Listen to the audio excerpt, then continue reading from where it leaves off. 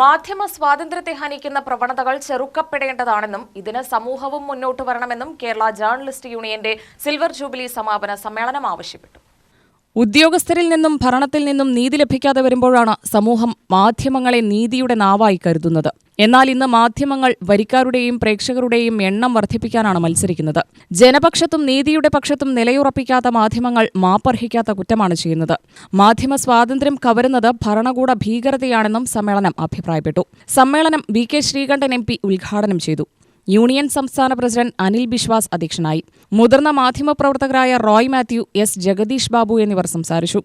സംസ്ഥാന general secretary KC. Smijin, treasurer P. Rajeev, വനിതാ wing സംസ്ഥാന കൺവീനർ ആശ അപ്പുക്കുട്ടൻ, സംഘാടക സമിതി chairman TV. Sivadas, convener C. Ramankutty, treasurer Shibu John തുടങ്ങിയവർ സംസാരിച്ചു. നമ്മുടെ സംസ്ഥാനത്തെ മാധ്യമപ്രവർത്തകരുടെ സംഘടനയുടെ എണ്ണം പരിശോധിക്കുമ്പോൾ ഒരുപക്ഷെ അരഡസനോ ഒരു ഡസനോ കടന്നേക്കാം. പക്ഷേ കാതലായി പ്രവർത്തിക്കുന്ന, ശക്തമായി പ്രവർത്തിക്കുന്ന 14 ജില്ലാ കമ്മിറ്റികളുള്ള 150 മേഖലാ കമ്മിറ്റികളുള്ള സംഘടന ഏതാണെന്ന് പരിശോധിക്കുമ്പോൾ അത് കേരള ജേർണലിസ്റ്റ് യൂണിയൻ മാത്രമാണെന്ന് ആത്മാഭിമാനത്തോടു കൂടി നമുക്ക് പറയാൻ കഴിയും.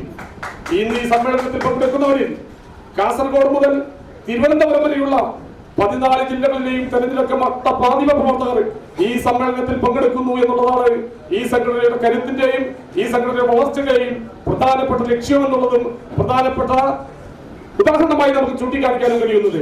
ആ നിലയിൽ ഉജ്ജ്വലമായിട്ടുള്ള പ്രവർത്തനം നടത്തുന്ന സംഘടനയായി കേരളത്തിൽ നമ്മുടെ സംഘടന മാറിയിട്ടുണ്ട്.